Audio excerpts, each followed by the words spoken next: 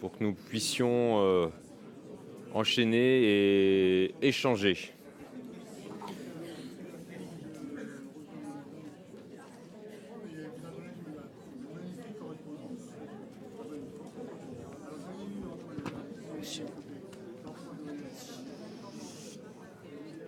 Je vais devoir faire comme dans les rassemblements d'enfants. Chut. Ça marche. Donc, nous allons commencer par répondre aux questions qui ont été posées à l'issue des 3 interventions qui viennent de vous être présentées. Edgardo. Hablando en español.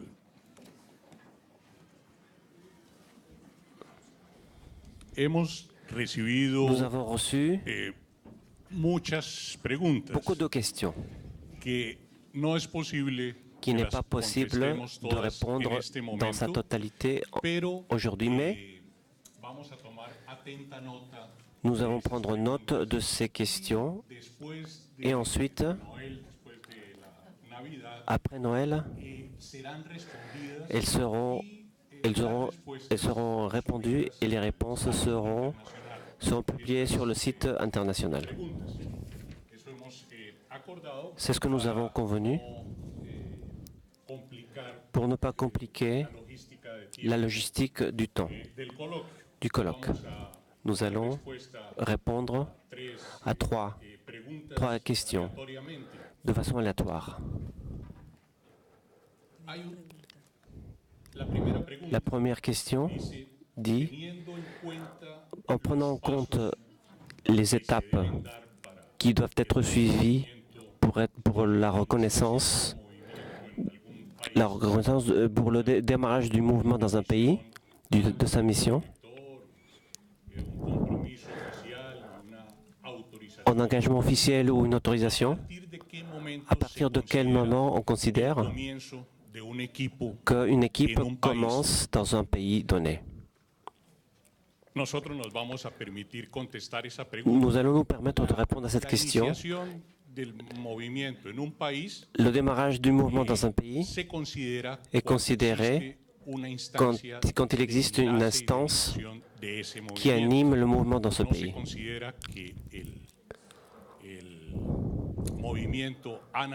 On ne considère pas que le mouvement est né dans un pays s'il est isolé.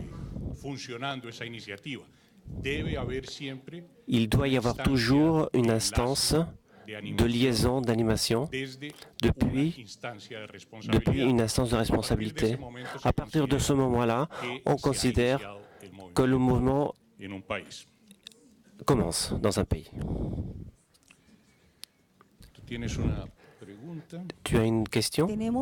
Nous avons une question que nous voulons adresser à notre cher Jean Allemand en profitant de sa présence. La question. Dans la promulgation de la charte, combien de points concrets d'effort existaient au moment de la promulgation de la charte? En quelle année les autres points concrets d'effort ont été ajoutés? La question en français. À la promulgation de la charte, combien de points concrets d'effort existent-ils? Et en quelle année les autres points concrets d'effort ont-ils été ajoutés? Je réponds en français à cette question en français.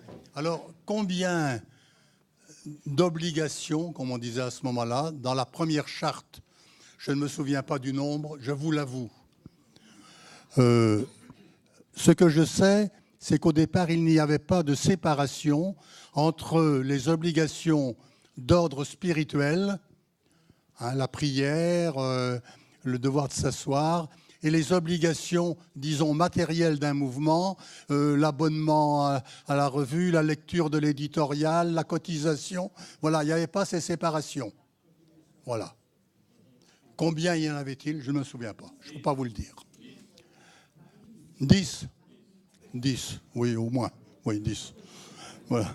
Alors, les obligations, les points concrets d'efforts ajoutés, je l'ai évoqué tout à l'heure, c'était en 70, donc après le grand pèlerinage à Rome en 70, et la conférence du Père Caffarel. Il a ajouté donc l'oraison quotidienne, la lecture de la parole de Dieu. Il n'a pas précisé quotidienne, mais c'était sous-entendu, ça allait avec l'oraison. Et l'ascèse. L'ascèse n'a pas trouvé sa traduction concrète. On l'a rattaché à la règle de vie. Donc voilà ce qui a été ajouté à la charte primitive. Par contre, à ce moment-là, plutôt quelques années après, quand le Père Caffarel a quitté l'animation des équipes, l'équipe responsable, où j'étais, a décidé d'écrire un document qui s'appelait « Qu'est-ce qu'une équipe Notre-Dame ?», où on séparait nettement les genres d'obligations, c'est-à-dire le spirituel et le matériel. Voilà. Tout ce qu'on peut dire sur le problème des points concrets d'effort.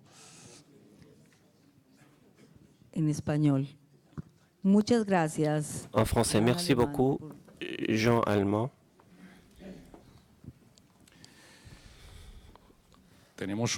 Nous avons une autre question.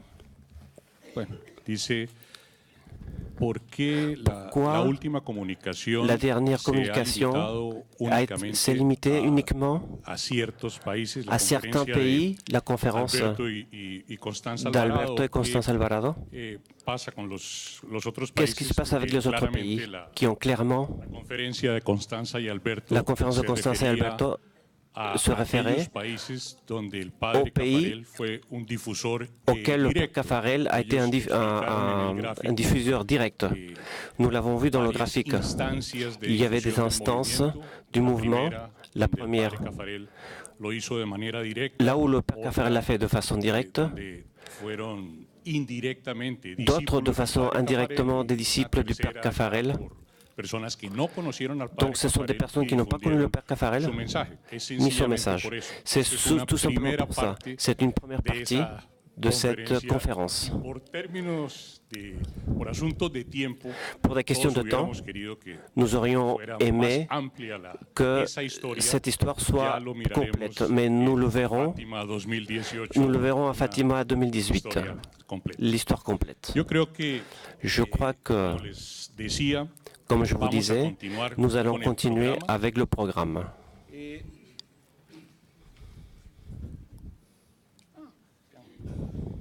Interruption, je parle en français. Avant que Edgardo vous présente les vidéos, moi je souhaite vous présenter nos deux grands témoins, Monseigneur Fleischmann qui est à nouveau présent parmi nous, et Silvia et Francisco de Assis Pontes, c'est comme ça qu'on dit. Équipiers de Notre-Dame au Brésil depuis 1977, mariés depuis 1973. Ils ont 2 enfants. Ils ont été responsables de la super région Brésil de 1999 à 2004 et ont été membres de l'équipe responsable internationale de 2006 à 2012. Dans leur diocèse, ils ont assuré notamment la coordination de la pastorale familiale.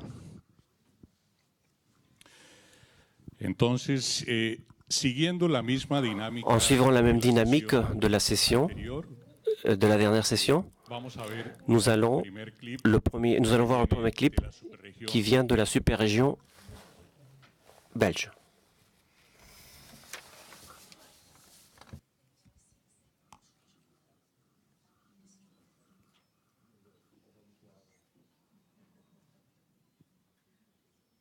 Chers amis, nous avons souhaité vous rencontrer car nous aimerions mieux comprendre le rôle des intercesseurs.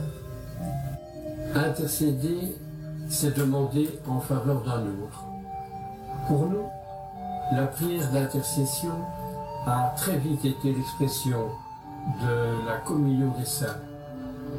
C'est pourquoi nous avons été sensibles à l'appel du Père Caffarel, qui a cherché à fédérer et à structurer toutes les prières spontanées et individuelles des équipiers, pour leur donner plus de force aussi.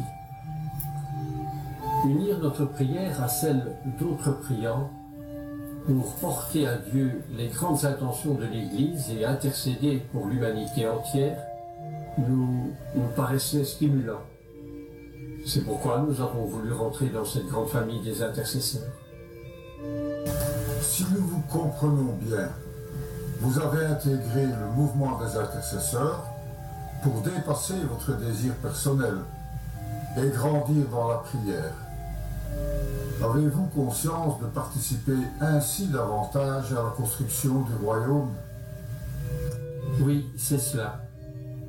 Nous avons réalisé que la vraie prière d'intercession, à ne pas confondre avec la prière de demande, avait un impact plus large.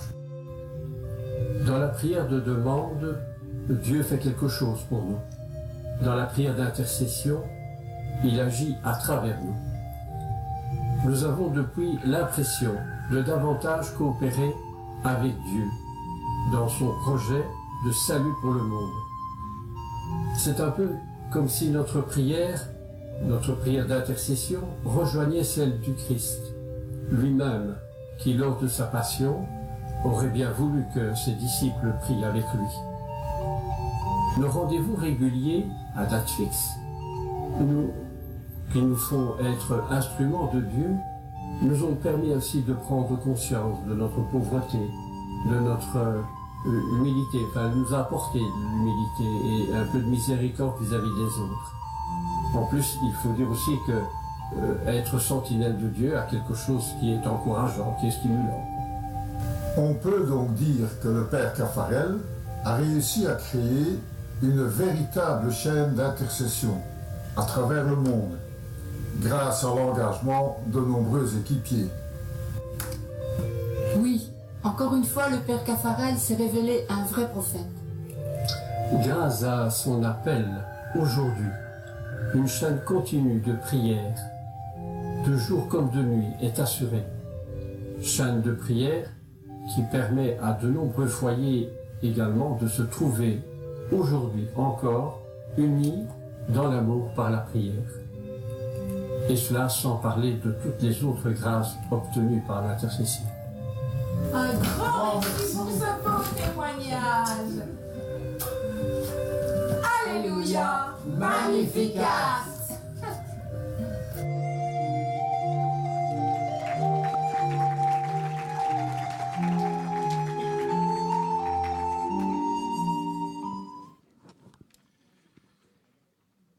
Silve Chico, Silve Chico, vous appartenez à la famille d'intercesseurs? Sim. Oui. Nós pertencemos Nous appartenons à Nous equipe de intercessor, à l'équipe des intercesseurs, mas não como dirigentes mais non do Brasil. en tant que dirigeants Somos au Brésil. simplesmente intercessores. Nous sommes tout simplement des intercesseurs. Nós temos 40 anos Nous de avons equipe 40 ans comme Nossa Senhora équipiers, do Brasil, mas o nosso ingresso na família mais dos intercessores nous avons rejoint les intercesseurs começou por volta do ano de 2000. environ l'an 2000, il y a 17 ans donc.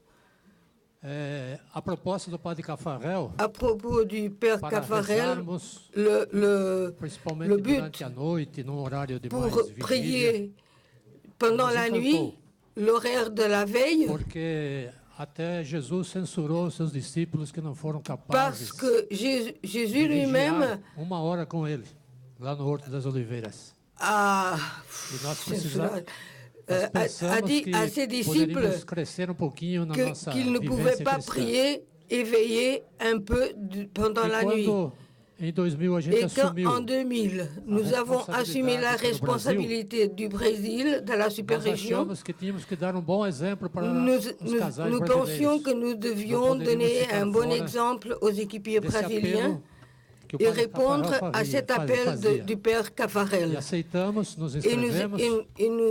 nous sommes inscrits dans les intercesseurs. Ou uma hora de oração, Les intercesseurs ou jejum, demandent un jeûne, ou a une heure de oferta prière aprovação ou da vida. l'offrande d'une Nós optamos épreuve por dans la ser vie. simplesmente Nous avons rezar. choisi simplement de prier. escolhemos Et nous avons rezar às choisi 23 horas, que não é um à, horário tão noturno à assim. 23 heures, c'est E todo pas dia 5 trop de cada difficile, mês, le 5 de chaque mois, Porque o dia 5 é o dia do nosso parce casamento e que a gente nous nous sommes tem mariés mais le facilidade 5 para não esquecer.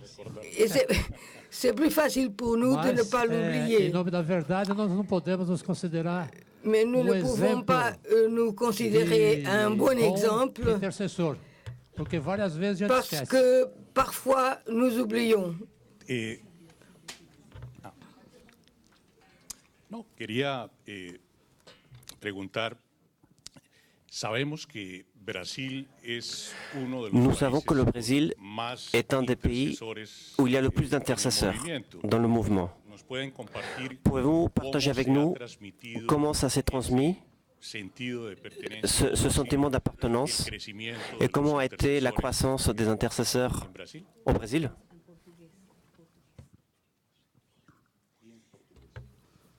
Quand nous faisons notre préparation pour cette table ronde, nous avons contacté avec le couple qui coordonne les intercesseurs au Brésil. Ils ont dit que l'augmentation du nombre des intercesseurs est due à l'appui de l'équipe de la super-région. La super-région donne un support matériel, financier. Le couple intercesseur, il participe aussi aux réunions de l'équipe de la super-région, aux rassemblements régionaux et nationaux. Ils ont toujours un espace sur le site des équipes au Brésil.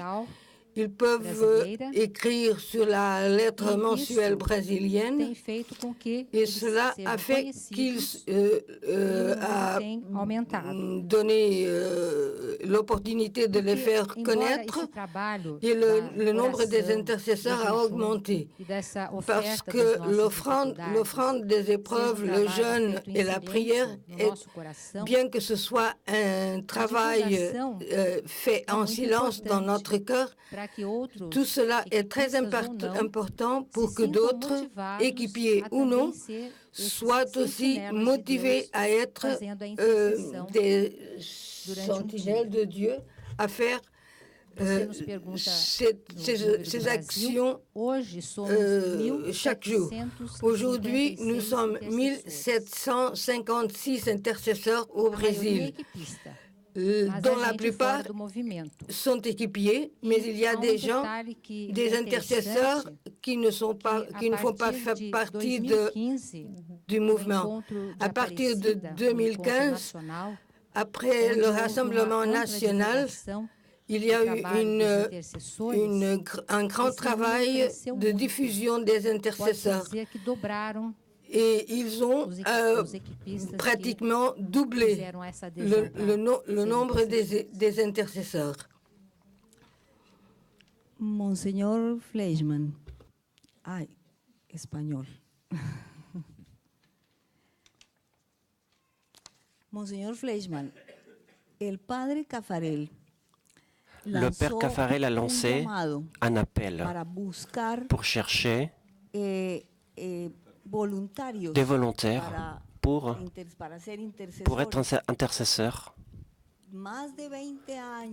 Plus de 20 ans après la création du mouvement, pourquoi pensez-vous, Monseigneur, que cet appel a été fait à ce moment-là? Je vais parler français. Écoutez, il y a des moments où le père Caffarel a été particulièrement sensible aux difficultés que rencontrait finalement l'Église, le mariage, la famille, et certains aspects aussi du développement du mouvement parfois. Alors, il a eu l'idée, puis aussi parce qu'il développait son apostolat de la prière et de la méditation. Alors, il a eu l'idée de demander ce qu'il appelait des veilleurs. Je crois que vous avez employé l'expression aussi.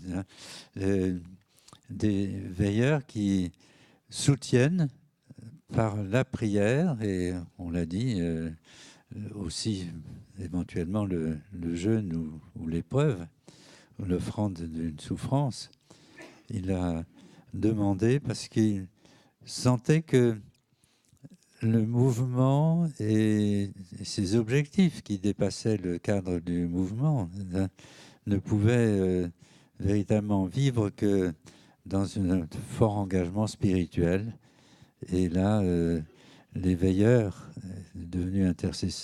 qui deviendront intercesseurs sont rentrés dans le jeu et ont été un élément de réponse à une fin spirituelle et un sens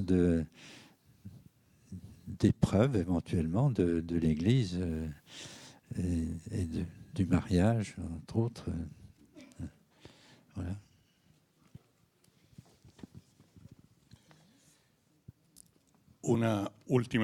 Dernière question sur les intercesseurs. Dans les années, depuis que vous êtes intercesseur, est-ce que vous avez un témoignage des grâces de l'oraison d'intercession?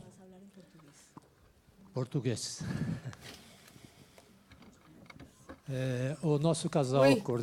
Notre couple coordinateur, Gorette et Moacir, nous ont dit qu'il y a plusieurs grâces, grandes grâces reçues, soit par rapport à des situations de problèmes de famille, de maladies, avec des guérisons assez extraordinaires qui peut-être ne peuvent pas encore être appelées de miracles, mais il y a un feedback parce que les gens qui demandent des prières disent qu'ils font un rapport après pour raconter,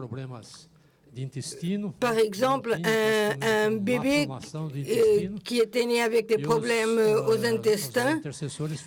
Les intercesseurs ont fait une chaîne de 24 heures de prière pour demander pour ce bébé. Et nous savons qu'à peu près 80% de son intestin s'est reconstitué. Notre coordinateur national est très motivé parce que la quantité de demandes qui lui arrivent ayant pour but la canonisation du Père Caffarel,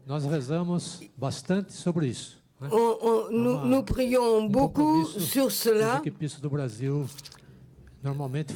visant la canonisation, la béatification.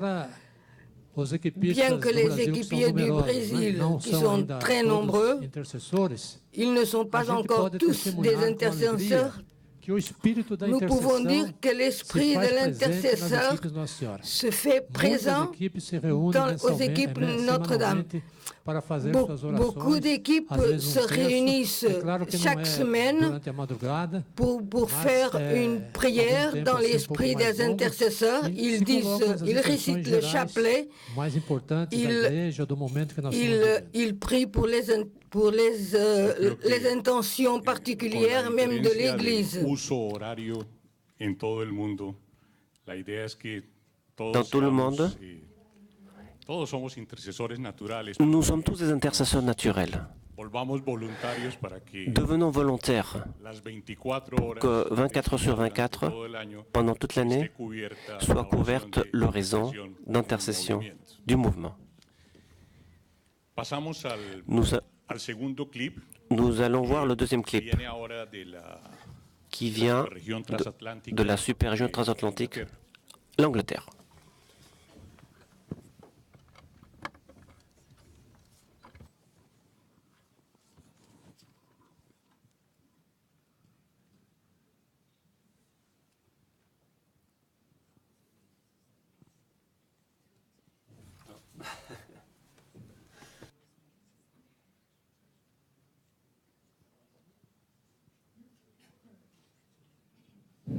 Hello, we're Tony and Pat Banks from Teams in Northern Britain.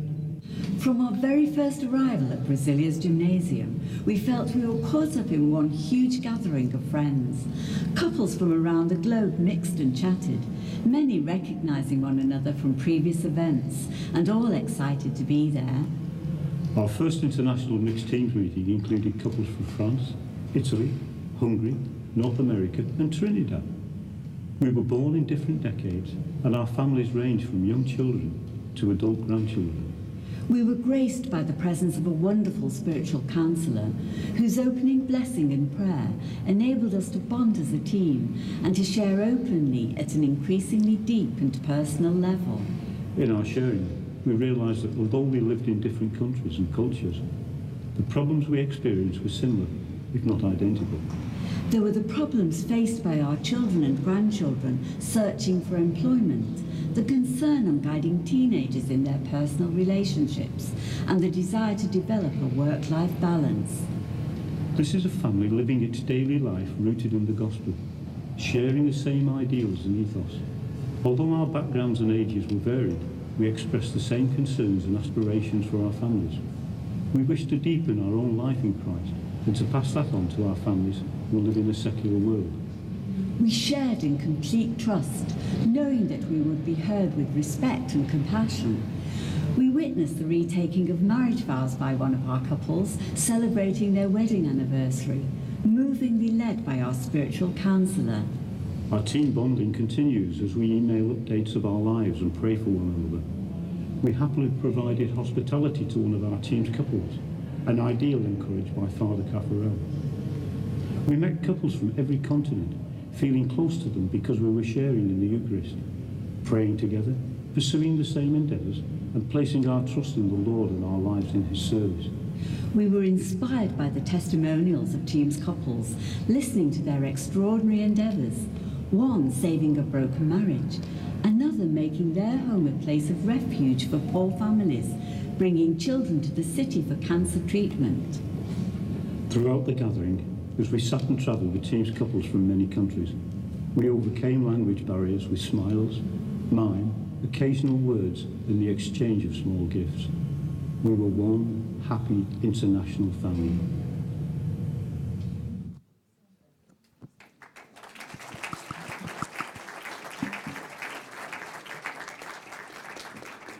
Hablo en español. Je parle en espagnol.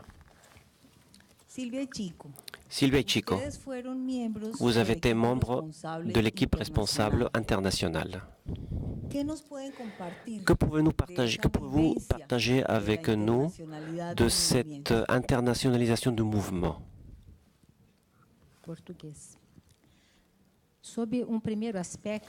Un premier aspect,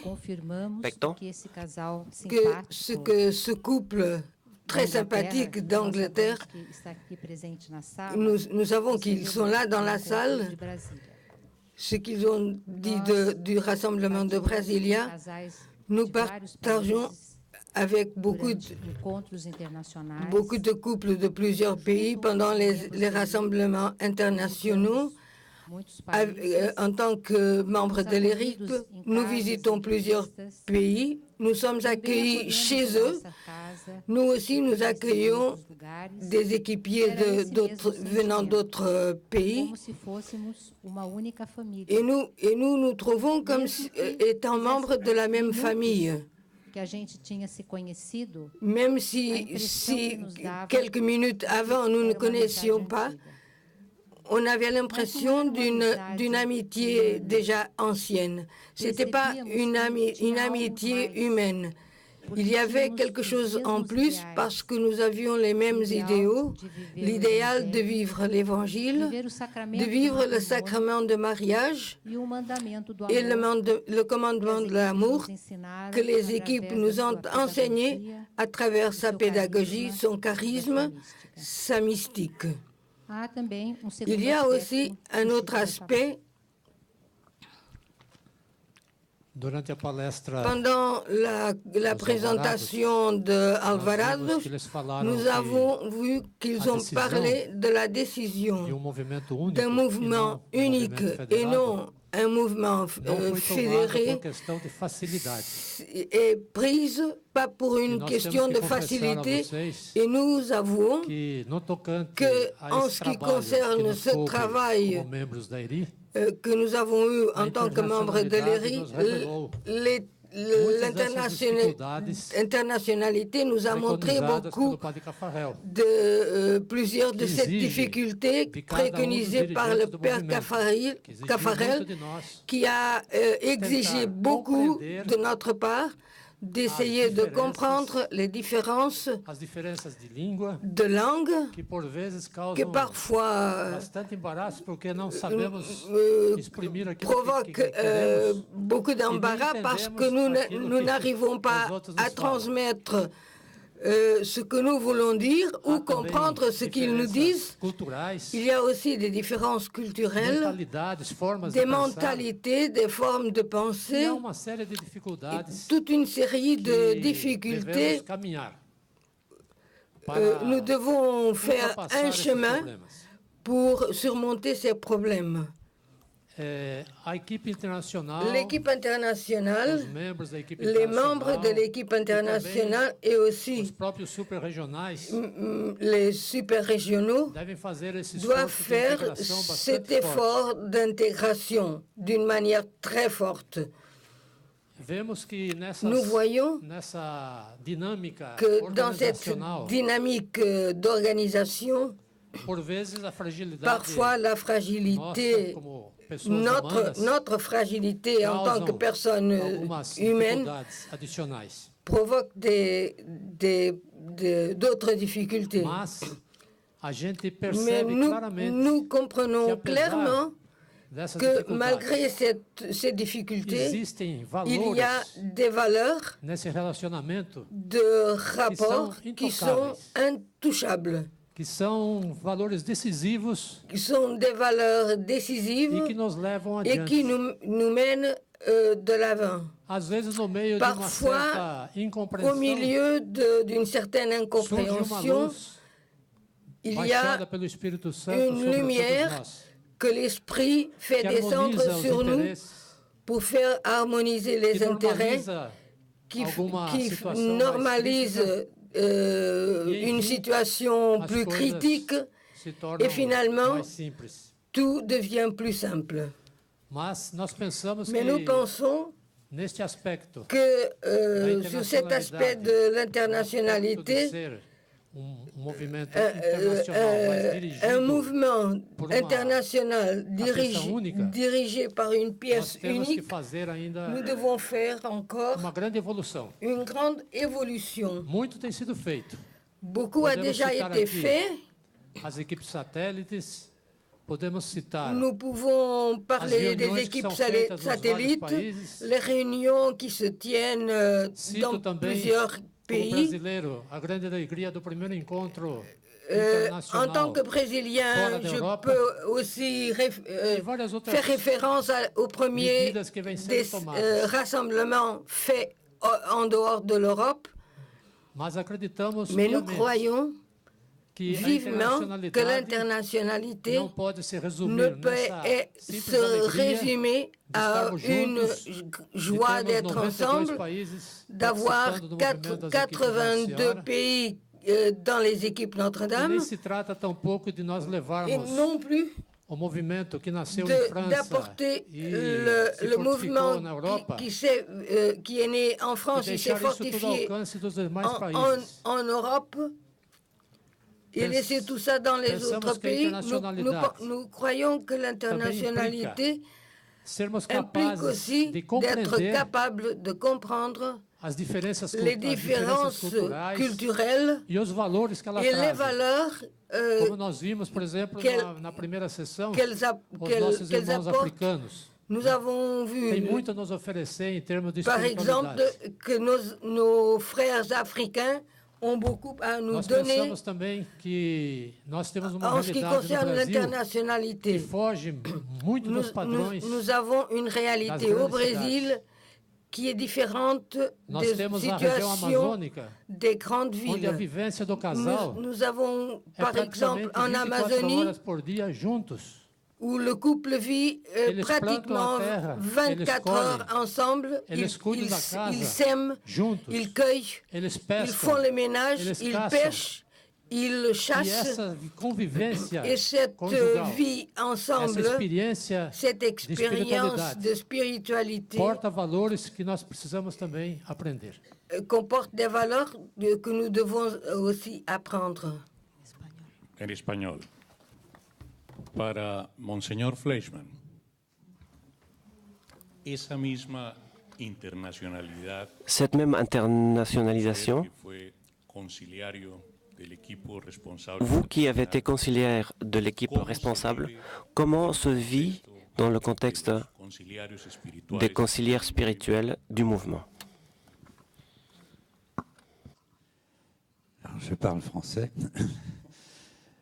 Bien, ma petite expérience d'un mandat comme conseiller spirituel international, si vous voulez, beaucoup de choses ont été dites, je ne vais pas trop m'étendre, mais je dirais que personnellement, un des premiers aspects, c'est tout simplement l'existence et la vie, les journées passées dans l'équipe internationale, avec des gens d'origines diverses. Il y avait de mon temps brésiliens, colombiens, irlandais, etc., italiens, bien sûr. Et alors là, on est quand même dans une dimension assez différente de ce qu'on peut vivre ailleurs dans notre expérience pastorale, ici ou là, en France. Et bon, j'étais un petit peu ouvert aussi à une dimension plus internationale par l'expérience précédente que j'avais eue à Rome, mais ça, c'est un peu latéral.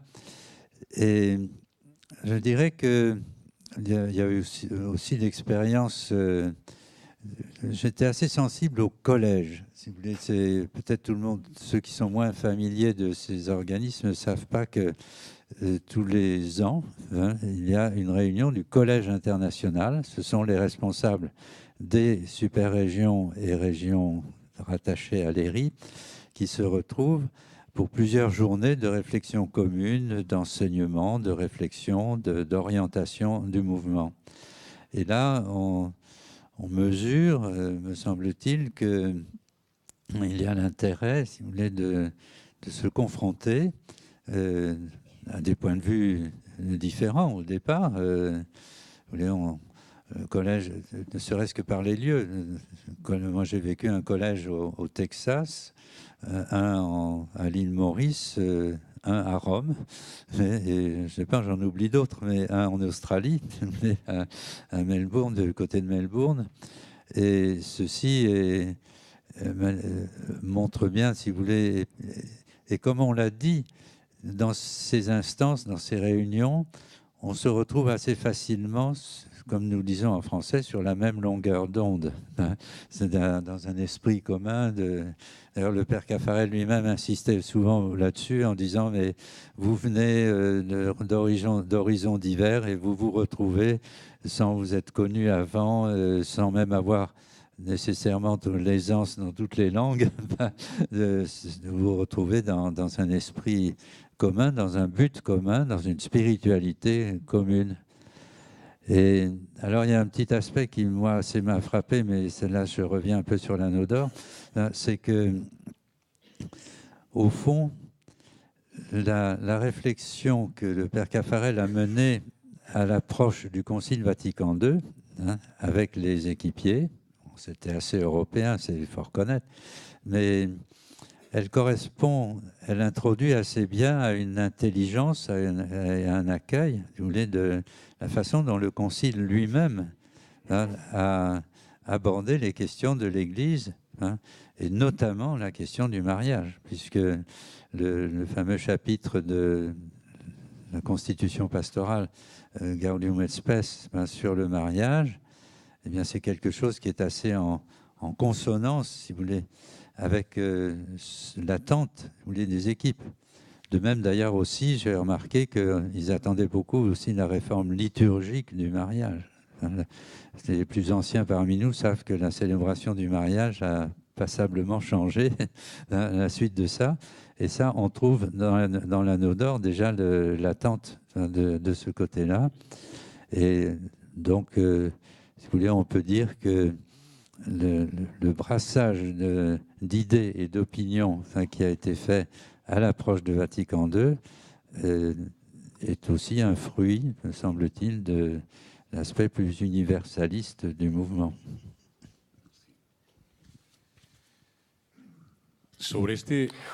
Au sujet de cet aspect de l'internationalité, nous pensons qu'on ne peut pas oublier jamais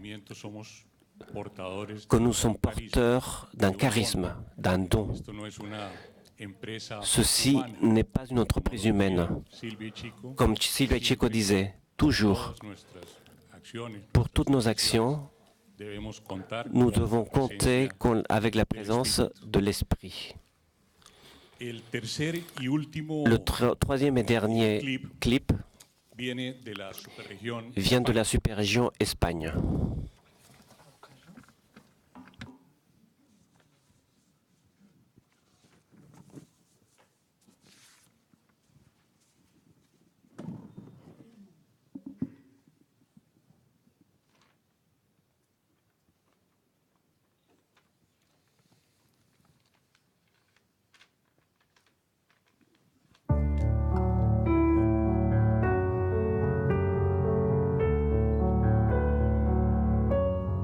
Somos Rafa y Nieves del equipo 1 de Almagro, región centro de España.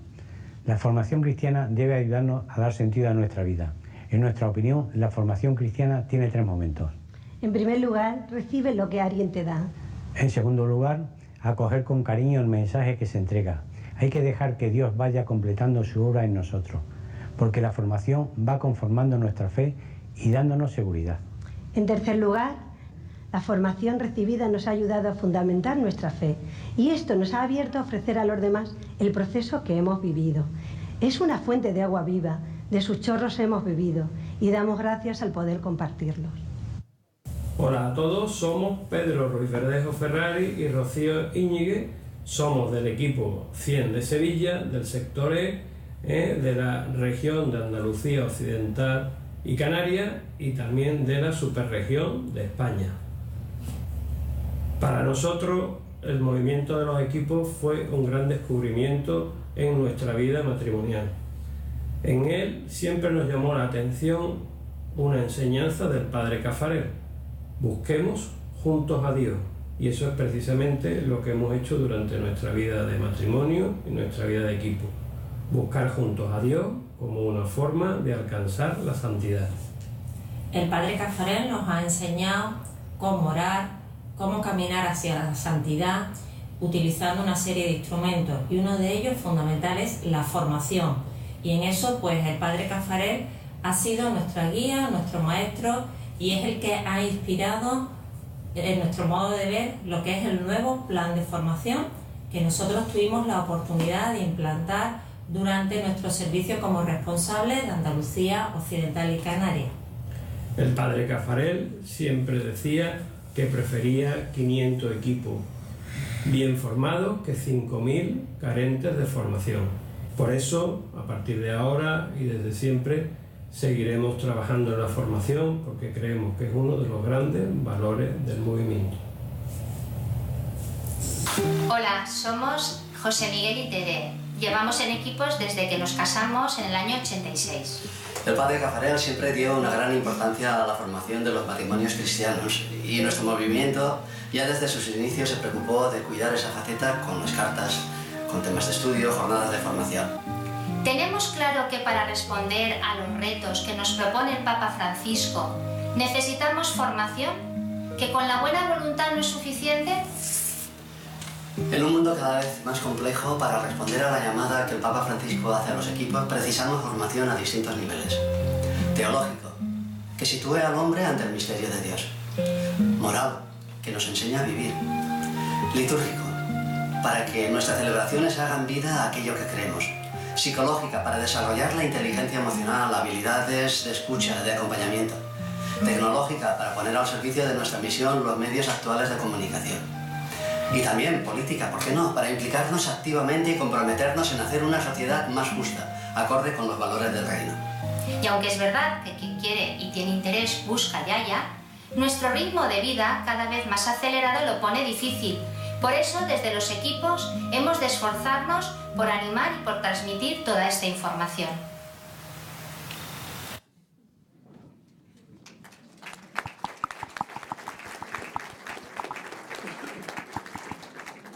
En español.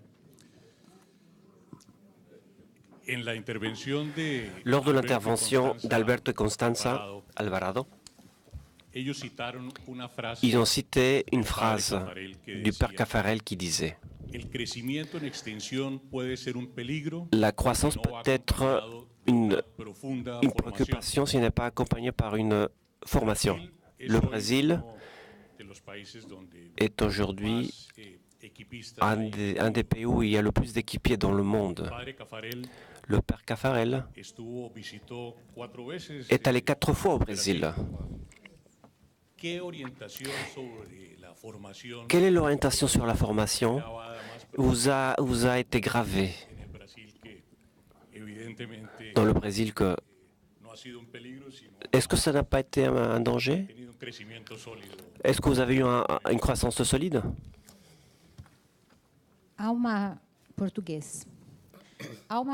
Il y a une phrase du père Caffarel où il a dit en 1977, dans sa dernière conférence,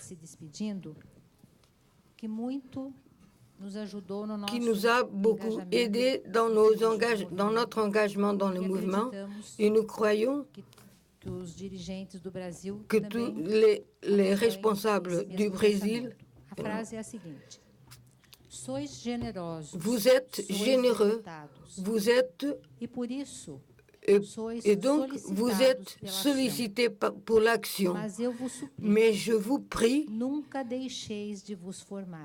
ne cessez jamais de vous former. Si l'action ne vous permet pas de continuer votre formation, l'action vous perdra. Les témoignages de nos frères espagnols prouvent justement l'importance de la formation, surtout au moment où nous trouvons maintenant, où le pape François nous appelle à une église en sortie, une église plus ouverte. Nesta linha que a Silvia lembrou dessa visita de 57. Cette visite de 57, nous parlions hier avec Jean Allemand et il nous a répété une phrase que nous entendons souvent au Brésil. Le couple qui a initié le mouvement, il dit que c'est Pedro Moncao, c'est l'homme qui a le mieux compris le mouvement. Et le couple Moncao a assuré la transmission du mouvement dans son intégrité. Que foi verdadeiro Pentecostes. Et Pedro Moncao dit que cette visite de 57 a été une vraie Pentecôte. Se desenrolou através de correspondência. Et la préparation s'est faite par correspondance. Pedro Moncao cita claramente o seguinte, que o padre Caffarel, que os casais que faziam a ligação com o Brasil, les couples qui faisaient la liaison avec le Brésil enseignaient les méthodes, la pédagogie, la structure, mais le père Caffarel insuflait l'âme, l'esprit. E isto ficou muito forte na consciência. Tout cela a resté très fort dans la conscience du mouvement. Que fomos do Brasil, nas várias funções en tant que responsable au Brésil et en tant que membre de l'ERI, essa diretriz, tomar o espírito das coisas, porque às vezes a gente toujours compte de cette orientation, parce que nous pouvons être menés à comprendre rationnellement, mas se a gente não perceber, mais si nous ne comprenons pas l'esprit, la mystique qui est en dessous et qui nous pousse vers le haut. Elle nous révèle des choses qui sont cachées aux yeux humains, mais que la sensibilité du cœur peut bien comprendre. Le Père Caffarel a donc pour nous cette caractéristique très forte. Il semble qu'il nous choisissait. Il choisissait chaque mot qu'il voulait dire parce que pour que chaque mot n'entre pas par l'intelligence, mais par le cœur.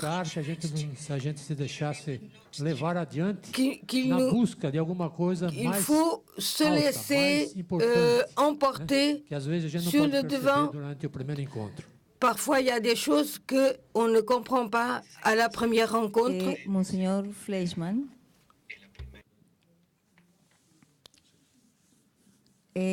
Monseigneur, quel aspect vous aimeriez partager avec nous de cette préoccupation permanente du Père Caffarel pour la formation?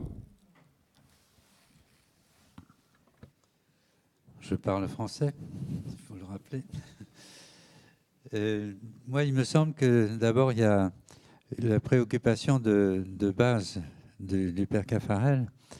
Ça a été quand même que on ne pouvait véritablement faire droit à la vocation chrétienne, si vous voulez, à une réflexion, sans approfondir la réflexion, sans reconnaître le message de l'Écriture, sans connaître aussi la pensée de l'Église. Vous savez, il a pas mal répercuté dans les premières années l'enseignement de Pie XI, et puis ensuite d'autres de Pie XII, jusqu'à Paul VI.